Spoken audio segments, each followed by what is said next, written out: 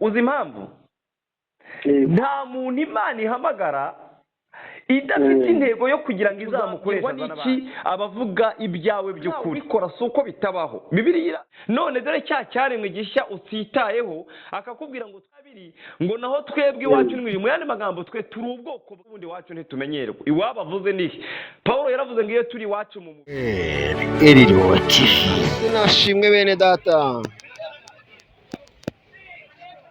tubahaye ikaze kuri Eriro TV TVR mu isaha ya rinda ibisigaye komeza ibyo ufite hatagira ugutwara ikamba ryawe munsi dufite insanganyamatsiko tugiye kuganiraho tukaba turi kumwe n'umutumirwa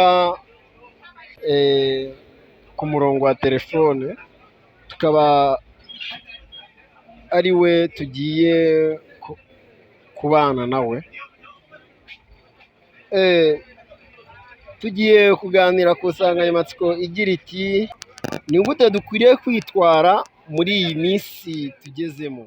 Halo aho muraho neza murakaza neza kuri TVR murakoze cyane amakuru yanyu mumeze mute aho ngaho turaho turashima umwami yaturinze neza turi amahoro muri Kristo Yesu Imana ishimwe amen mbere yuko dutangira wabanza ukatwibwira ukibwira abakurikiye Eriro TV. murakoze cyane Imana ibahe umugisha murakoze kubw'ikaze muduhaye kandi twakiriye buri umwe wese uzagirirwa umugisha n'amahirwe byo gukurikira ubutumwa bwiza bwa Yesu Kristo. Amazina yanjye nitwa Munyampundu Jean de Dieu ndi umugabo mfite umugore n'umwana ndi umukristo Imana ishimwe.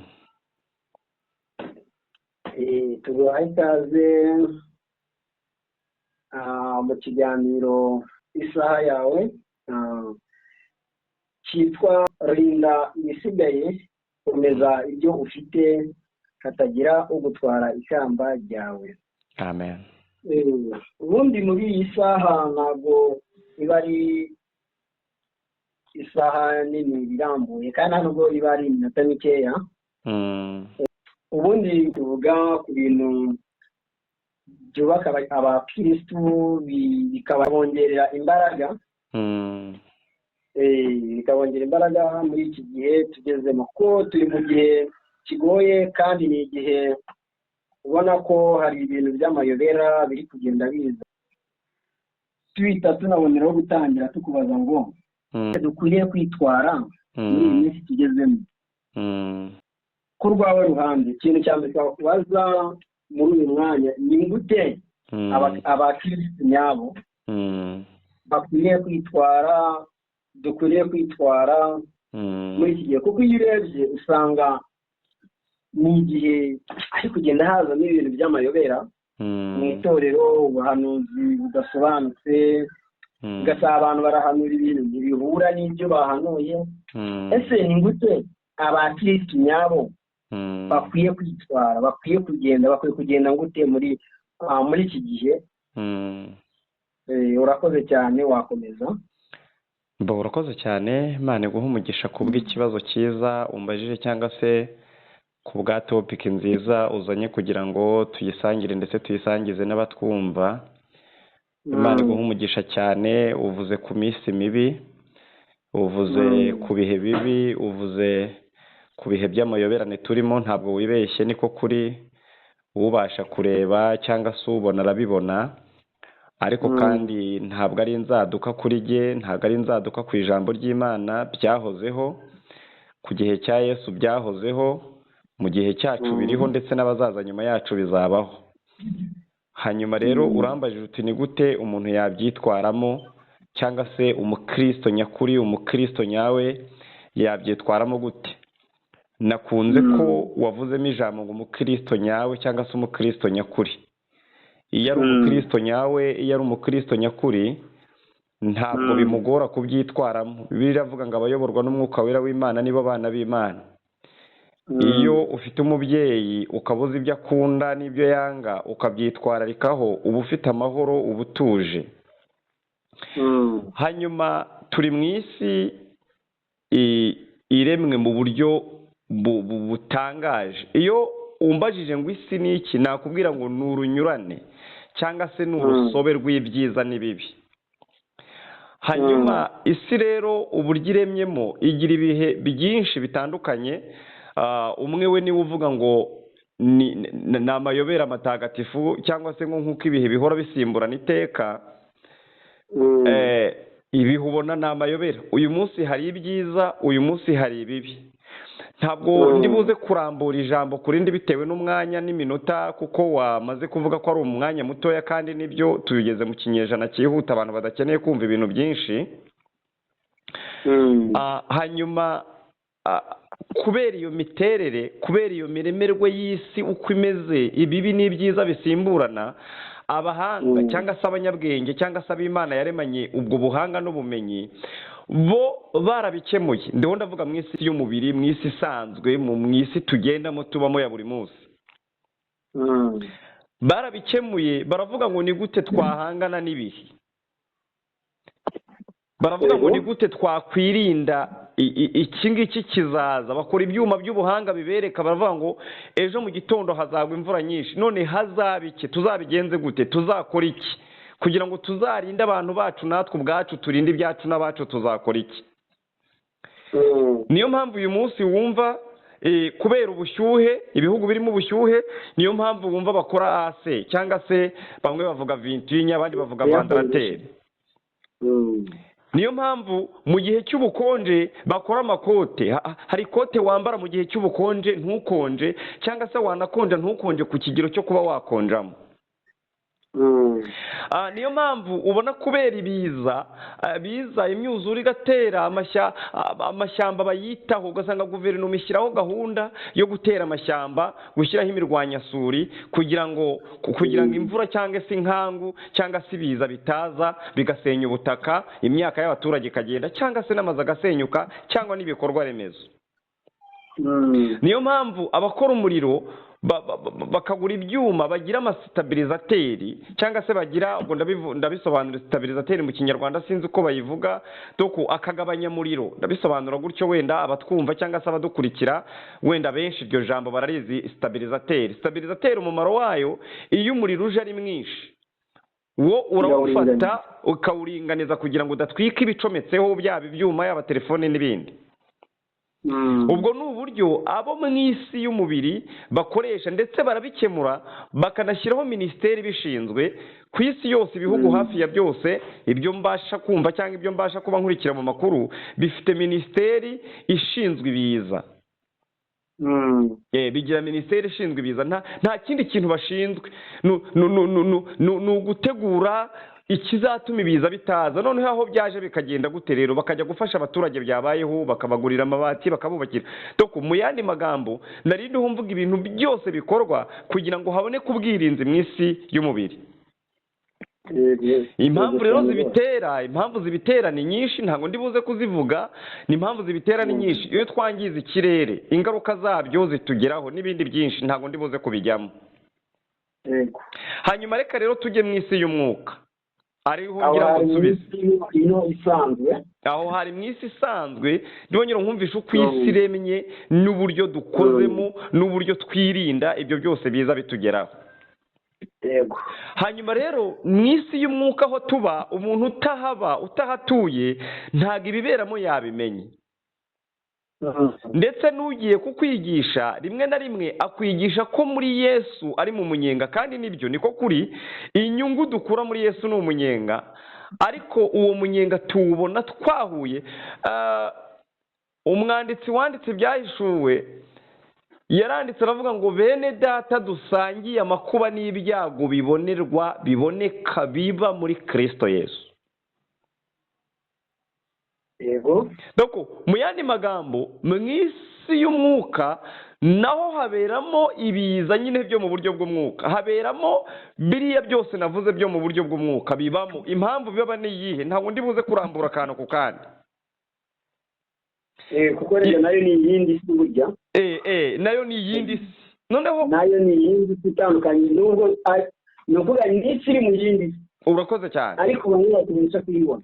Ese kubera iki umuntu uri muri ino si y'umwuka ahura n'intambara? Impamvu ya mbere, weho wamaze kudekarara uravuga ngo nubwo ndi mu isi isanzwe ngendamo, ariko wowe muyobora wayo, wowe mutware wayo, ntabwo nkiri umuyoboke wawe, yewe ndi umushyitsi n'umwimukira, ntabwo mu buyobora ndimo. Deja ugomba guhura n'intambara kubera ko wigometse mu bwamucumbitsemo. Donc ugomba guhura n'intambara n'ibitero bitandukanye kubera ko gusa isi iremye mu buryo ari intambara, ku buryo nubwo waba utarayigometseho utari uwera n'uyirimo bisanzwe ahura n'intambara, ariko intambara rusange n'intambara z'abera ziratandukanye. Hanyuma rero mu isi y'umwuka naho habamo ibiza, habamo intambara, noneho zikarushaho gukomera kubera ko nyine tuyoborwa n'umwuka. Biri mu mwuka. Ndaguha urugero. Muri guverinoma cyangwa se muri leta runaka, iyo umuyobozi atuzuza inshingano yahawe, bamusezerera mu nshingano, bamwandikira urupapuro rumusaba ubusobanuro, bakamwandikira urupapuro rumuha lasiti wani, bakamubwira bati bubu bwa mbere n'ubwa nyuma. Hakabaho igihe bamwicaza mu nama, bikazarangira bamutumije mu nteko. Hari igihugu nzi cy'inteko yaho ishinzwe gukurikirana ibyo byaha bayita pake, sinzi wenda buri gihugu kigenda kigira umutwe, ariko baba ari mu rwego rw'abadepite cyangwa se rw'abasenateri. Ubwo wenda babifiteho ubumenyi bazatubwira hasi aho ngaho muri komantere. Hanyuma rero aho bitandukaniye ni hehe? Hano mu isi y'umwuka aho turi, nta muntu ubaza undi niyo umubajije, ariko nubwo ntawe ubikora si uko bitabaho. Umuririmbyi yararirimbye aravuga ngo ku bana kwabo kwiza barahugurana. Buriya no mu isi y'umubiri baba barimo bamuhugura. Twebwe rero umuntu ashobora kubyuka, ntabwo wabyuka mu gitondo inshuti yanjye, ntabwo wabyuka mu gitondo ngo ugende wicare mu karere uvuge ngo ubaye meya. Kuko hari inzira bicamo, uramamazwa, ugashimwa, ukavuga imihigo. Ariko twebwe mu isi y'umwuka urabyuka mu gitondo ugafata mikorofone ukajya mu cyumba iwawe ugateraho imeza ukavuga uti jyewe ndumva ijwi ry'Imana rimbwira ngo nimbe bishop. Nshuti yanjye, nta bushobozi mfite bwo guhakana ngo sibyo, kuko Imana yakubwiye ntitwari turi kumwe. Yesu baramubajije, abigishwa baramubajije bati se ko tubona ibi bintu ari uruvange, tubona abantu bose bafata Bibiliya bakuvuga, bisobanuka gute, bigenda gute, tuzabwirwa n'iki abavuga ibyawe by'ukuri? Yesu yarababwiye ngo muzabamenyera ku mbuto bera. Doko imbuto zonyine nizo zizatandukanya, kandi ibiti byose ubisanze aho biri bishoboka ko utapfa ko, ariko iyo usanze hariho amapera uravuga ngo iki giti ni ikiperi, iyo usanze hariho voka uravuga ngo iki giti ni icyavoka. Nukuvuga tuzabamenyera kuri za mbuto bera. Tuzabamenyera kuri za mbuto bera. Icyo yari ashatse kuvuga ni iki? Nitubabona ku ruhimbi, niba tubona twigisha, ntabwo bazamenya abo turi bo, bazatwita abakristo. Ariko hari indani aho tutarimo duhura n'abantu mu rusengero, aho turi twenyine mu ngo zacu, mu mirimo yacu, niho bazamenyera. Buriya hari umuntu wasanga mu rugo iwe ukibaza ngo ariko uyu muntu ni wa wundi w'umukristo, ni wa wundi ukitwigisha cyangwa asa nawe. No mu nzira barimo.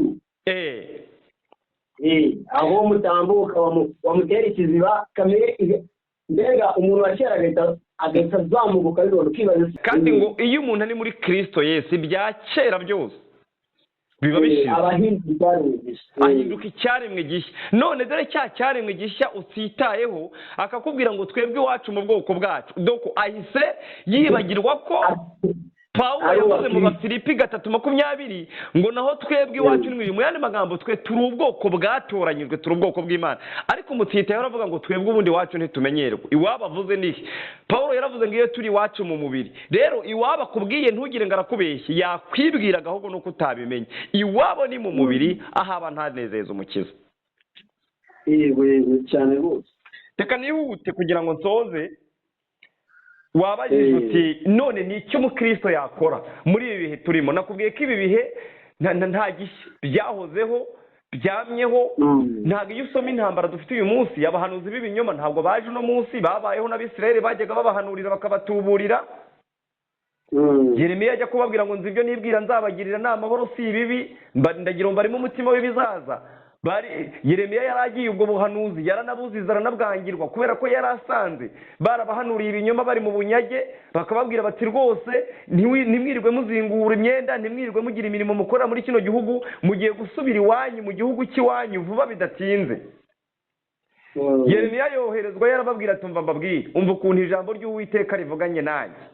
Rirambwiye ngo mbabwire ngo nimwiyubakire, nimuhinge, musengere igihugu, mugishakire n'umutekano, ntimuzavayo uno munsi n'ejo, murahari muhafite igihe.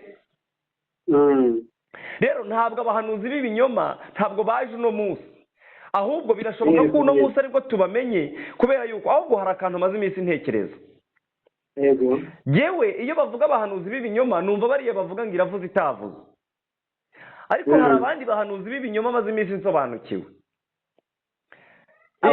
Iyo uhagaze imbere y'abantu ukavuga ibyiza ariko utari mwiza, nushaka uba urimo uvuga ukuri, nushaka uba urimo wigisha ko Yohana yarerewe mu butayu agatungwa n'ubuki bw'ubuhuri, ibyo uvuze ni ukuri ntubeshye, ntabwo urimo uvuga ibinyoma. Ahubwo nushaka uba urimo uvuga inkuru za Dawidi uzitondeke neza, ntabwo uri umuhanuzi w'ibinyoma, ahubwo uba umuhanuzi w'ibinyoma ryari igihe uza kubwira abantu gukora ibyiza kandi wowe utabishoboye. Mu yandi magambo ukaba umufarisayo uza kwikoreza abantu imitwaro wowe udashoboye. Reka nguhe urugero. Kuza kubwira abantu kuba imfura n'inyangamugayo 45 yo kutwigisha kandi usize ukubise umugore, uri umuhanuzi w'ibinyoma. Hanyuma wambajije uti ni iki umukristo yakora muri ibi bihe turimo? Icyambere umukristo yakora muri ibi bihe turimo, yakwibuka kuguma uko yahamagawe. Doko yakwibuka intego y'icyatumye ahamagarwa, doko yakwibuka icyo yahamagariwe. Ndashaka ko nkurikira kuri aka kantu. Duhamagarirwa icyo ubundi? Duhamagarwa ryari? Duhamagarwa turi bande? Duhamagarwa nande? Imana ishimwe. Amen. Icyambere umukristo yakora ni ukwibuka uko yahamagawe, akibuka umuhamagaro we. Ndagira ngo nkubwire, iyo mvuze umuhamagaro ntabwo mpita numva ko umuntu yaririmbye cyane ngo uvuge ngo wow uyu muntu afite umuhamagaro, nge ntabwo ariko mbifata. Umuhamagaro nzi nemera nubaha nkunda ni umuhamagaro Imana yahamagaye Aburahamu. Yaramubwiye ngo va, siga. Mu yandi magambo yaramubwiye ngo itandukanye n'iby'inzu ya so byose kuko byanduye, ndashaka kukweza nkagutuma nkakugira igikoresho nkakuvanamo ishyanga ryanjye ryera nitoranirije. Imana ishimwe. Ako se wiye hariya Imana yashakaga wenda tubigariye muri ubu nko kuvuga ngo itandukanye n'umuntu wa kera n'ibya kera byawe byose, noneho ukurikire isezerano ryanjye urase aho naho si byaba bishaka kumera kimwe. Umva nkubwire inshuti yanjye, yego, kimwe mu bintu Imana igukorera iyo iguhamagaye iraguhindura, yego, ikagutandukanya n'umuntu wawe wa kera, ikagutandukanya n'iby'iwanyu wa kera, cyakoze bikajya bigukurikira, ariko ikaguha uburinzi n'imbaraga byo uzi impamvu? Nta muntu Imana ihamagara idafite intego yo kugira ngo izamukoresha azana abandi. Rero iyo ugira ngo ugere mu bandi urababwira ngo ni igihe wahoze muri mwe, batikagira inkuru. None nubwo mwabonaga mpora muri mwe, ndi muri mwe, ya magambo navugaga kera jesuisha doko narahindutse, bya bikorwa mwabonaga noneho bakagira amatsiko. Hari umugabo ngo wigeze kuba ahantu ari umukorodoniye cyangwa se adoda inkweto, noneho ariko ngo akahaba acuruza n'ibiyobyabwenge, aranga n'abakobwa bigurisha, barangira abagabo baje muri icyo gihugu, akajijishiriza mu kudoda inkweto ariko akora iyo mirimo y'umwijima. bukeye ngo aza kwakira Yesu Kristo nk'umwami n'umukiza. Imana ishimwe, aleluya. amina. Noneho ba bantu bamuguriraga ibiyobyabwenge, ba bantu bamuguriraga ba bakobwa baragaruka, ariko ngo amaze gukizwa yahinduye ipoto, ava ku ipoto ajya ku yindi yari iri hafi aho ariko atari ya yindi yahozeho. ngo bagaruka bakamera nk'abamubuze hahandi, ariko bagakomeza imbere bakamusanga bakavuga bati ko twakubuze. ngo agahita babwira ngo je change repoto, doko nahinduye ipoto, ntabwo nkiri wa wundi, uyu munsi ndadoda inkweto nkanabarangira Kristo aho kubarangira indaya. Haleluya. Amina. Ubwo byari gukunda ko muri Aburahamu haturuka ishyanga ryera akiri kwa Setera mu bigirwamana, ntabwo byari gushoboka. Byasabaga ko abanza kuva yari mubi, avuye mu gisekuru kibi, akezwa, agatunganwa, agatumwa, agahura na biriya byose yahuye nabyo kugira ngo uyu munsi tuzitwe abo mu rubyaro rwa Aburahamu. Amen. Imana ishimwe.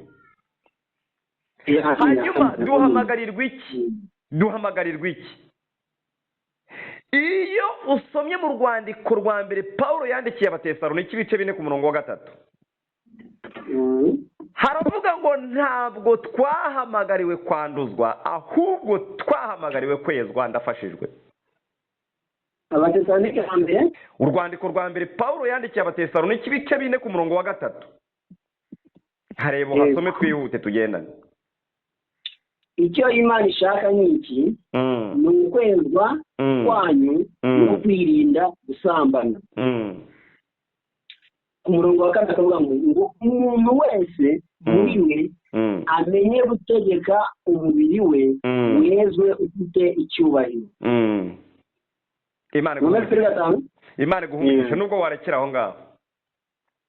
Ikintu Imana iduhamagarira, ikintu Imana ishaka nuko twezwa. Noneho nitumara kwezwa irashaka kudutuma ku bandi.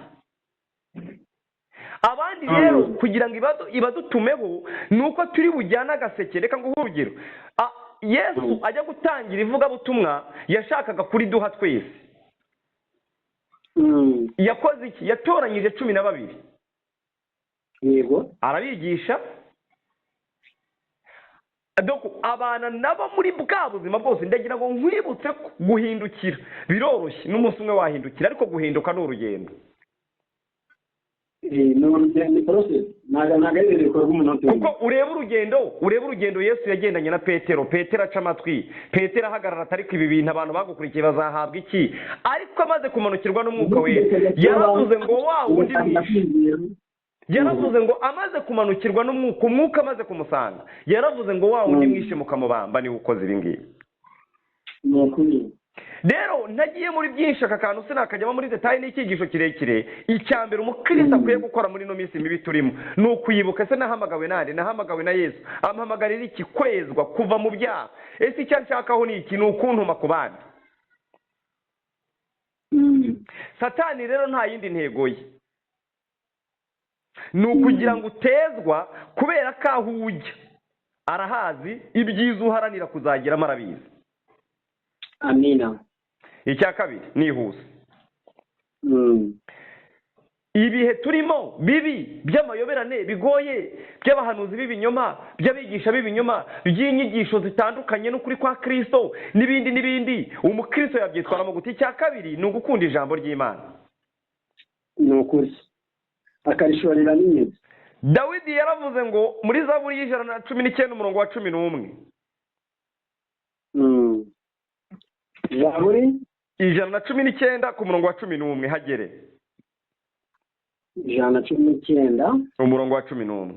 Nabiki ijambo ryawe mu mutima wanjye, kugira ngo ntabicumuraho. Nushaka rekeraho. Icya kabiri umukristo yakora mu bihe nk'ibi turimo ni ugukunda, gushaka, guharanira kumenya ijambo ry'Imana. Intego yo kumenya ijambo ry'Imana ni iyihe? Ni imwe yonyine. Dawidi yaravuze ngo nabikiye ijambo ryawe mu mutima wanjye, ntabwo ryagezemo ngo ryicare. Doko yarishyizemo ngo kugira ngo ntagucumuraho. Uzi ikintu bivuga?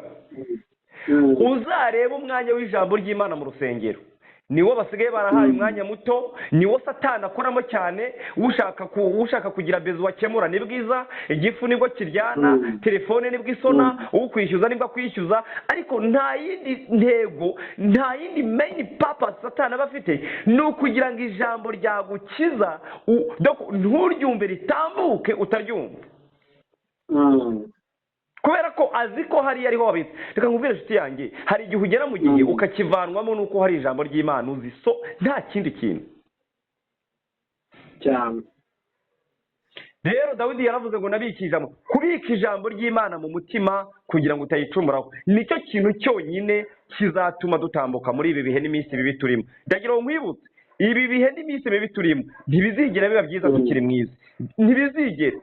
Doko twebwe ibihe byiza dutegereje. Umuririmbyi yaravuze ngo njye ashaka kugushima, ngo ariko ntabwo ngushima uko bikwiriye, ngo ariko nyuma uzampa urundi rurimi njye ngushima. Uzi nta rurimi na rumwe ufite wowe hano mu isi washimamo Imana uko bikwiriye. Kubera iki? Uratangira gushima Imana wibuke ko nyir'inzu ahari, uratangira gushima Imana wibuke ko ukeneye inkwano uri umusore, uratangira gushima, doko uratangira kubivuga uri mu maganya no kwiheba no kwiganyira. Niyo mpamvu dusabwa kubikorera mu mwuka, kugira ngo umwuka kwimure ubikore utari mu isi y'umubiri. Kandi niyo ugize icyo unyuranya nacyo, umuririmbyi yaravuze ngo mwijira imbere y'Imana mfite umuntu umvugira. Yaravuze ngo ni umukuru w'abatambyi kandi yitwa Rukundo. Mu yandi magambo icyo ashinzwe n'iki? Ashinzwe kuvuga ngo ibi ngibi avuze ntabwo aricyo yashatse kuvuga, ni amaganya yamuzonze. Yari ashatse kuvuga gutya, mu busanzwe ntagira umutima mubi, ni umwana wanjye nacunguye. Haleluya, amen, haleluya. Imana ishimwe.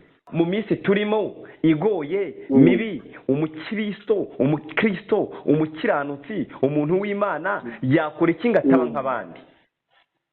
Yego. Buriya umwana mu rugo udashaka kunanira ababyeyi yirinda ikintu kimwe, yirinda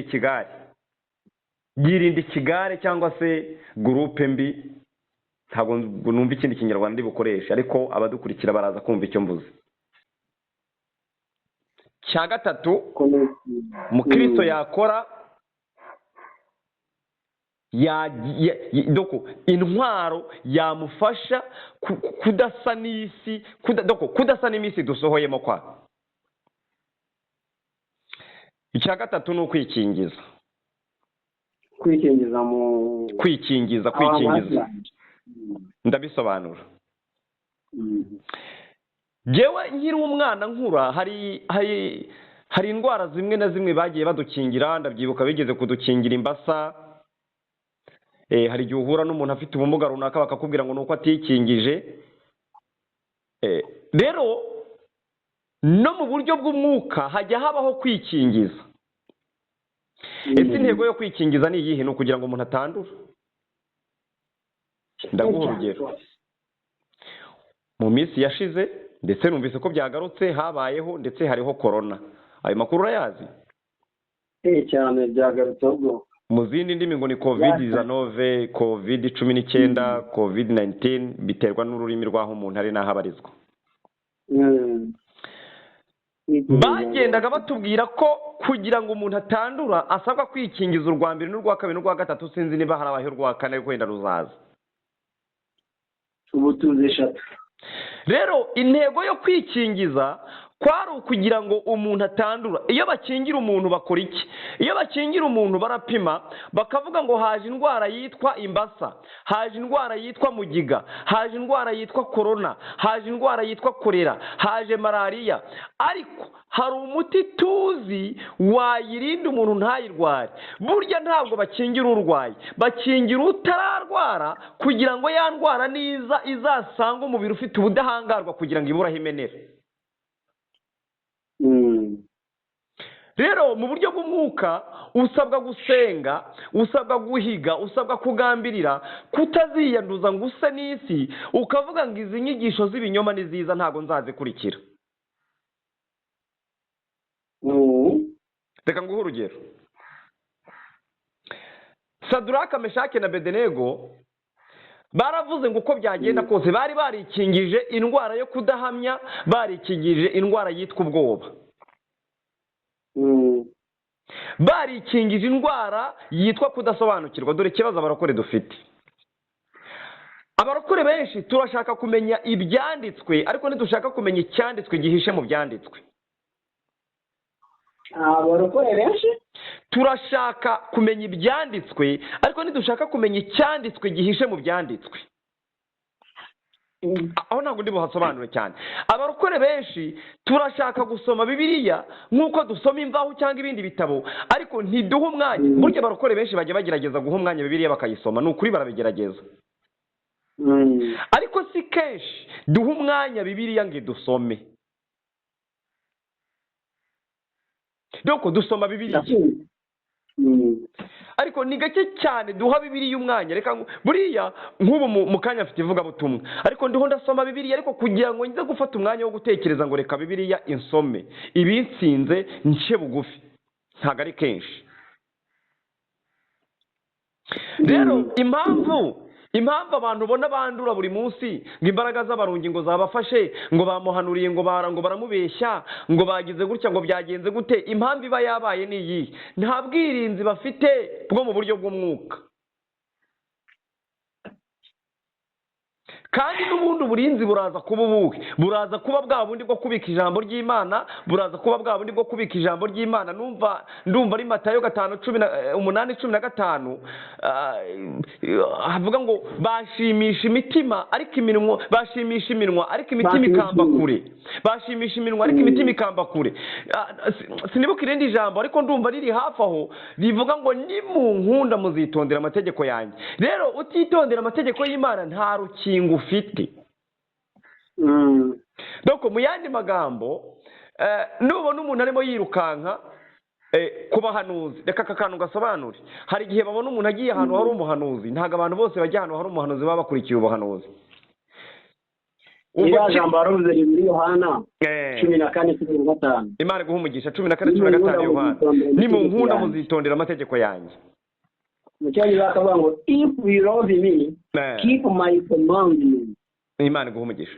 buriya uramutse ufite ijambo ry'Imana muri wowe rihagije ugahorana inzara n'inyota yo gushaka kumenya no gusobanukirwa, ntabwo wakwirukanka ku muhanuzi ngo agutuburire gute se kandi Bibiliya ubwayo irimo ubuhanuzi. Dawidi yaravuze ngo sinzapfa ahubwo nzarama.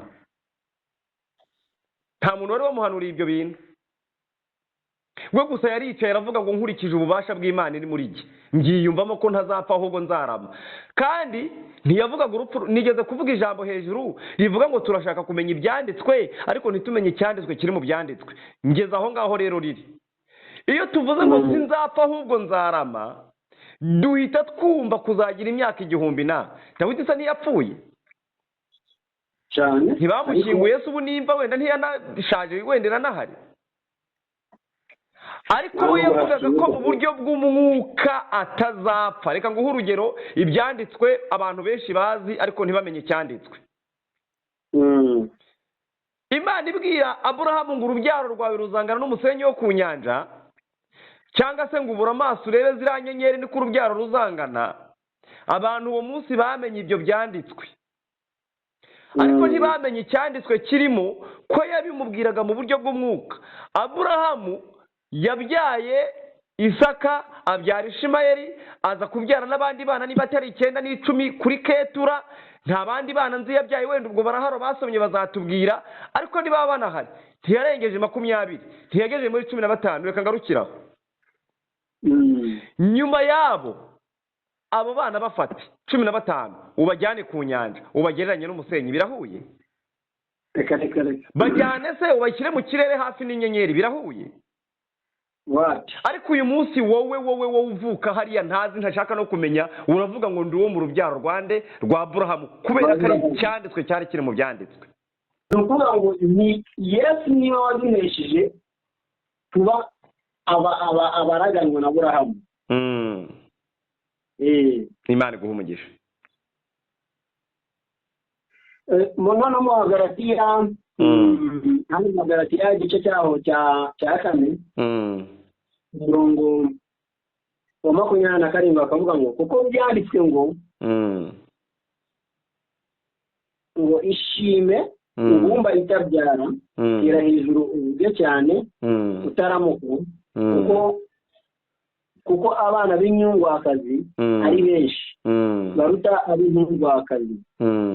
Ngo nuko rero bene data namwe muri abana b'isezerano nk'uko Isaka yari ari. Imana ishimwe. Ariko nk'uko icyo gihe uwabyawe n'umubiri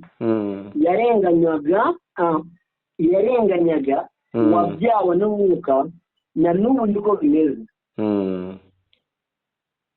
Aho ngaho hari mu Bagalatiya. Imana iguha umugisha kubw'inyunganizi wari umpaye. Ndarimbuze kuri ibi bintu bitatu, ni byinshi ibindi tuzabivuga ubutaha.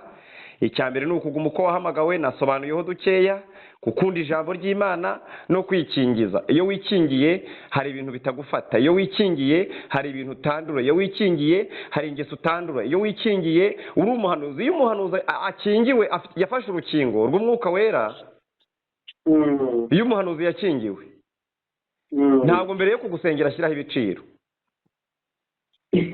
kubera ko aba yarakingiwe urukingo rumubuza gukunda indamu.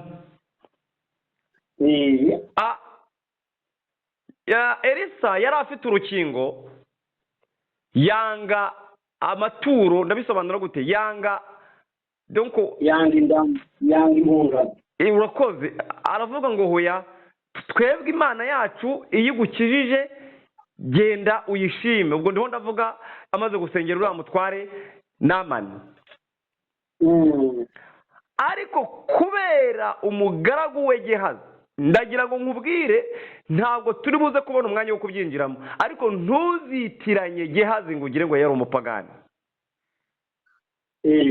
Gehazi yari umukozi, yari umugaragu, cyangwa se yari umukozi wa Elisa. Elisa yari umuhanuzi w'Imana, yari umuntu w'Imana. Gehazi nuza kuzajya muri ariya makuru neza, wenda tuzabivuga ubutaha, urasanga hari naho yajyaga amuhereza inkoni ati simba wongeye kongera gukiza uriya mwana akira ngendera.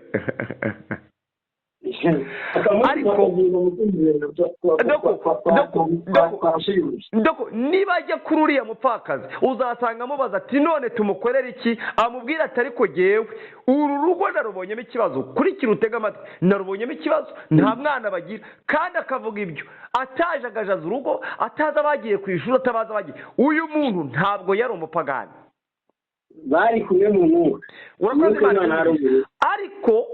Ariko kubera ko nta rukingo yari afite, ndagira ngo nkubwire ko abadakingirwa bose baba batarwaye. Hari igihe umuntu aba atarwaye ariko azatakwa. Ariko kubera ko nta rukingo yari afite rwo gukunda indamu, ndagira ngo nkurikire nsoreze aha ngaha. Kubera ko nta rukingo yari afite rwo gukunda indamu, ni ukuri Elisa byanze umutima uramukubita, aravuga ko udakingiye wamukurikiye. Aramukurikira amubwira ati databuja yarambwiye ngo bimbi. Kubera ko nta rukingo afite rwo gusobanukirwa ko afite ubudahangarwa n'ubwami bumurinze mu mugose, yinjira avuze induru ngo Elisa we turapfuye, ingabo ziratugose. Elisa arangije asenga isengesho nakunze, aravuga ngo Uwiteka we muhumura amaso, ndashaka kukubaza ikibazo. Gehazi yinjira yarahumye, ajya kureba Elisa amubwira ngo ingabo ziratugose, yarahumye.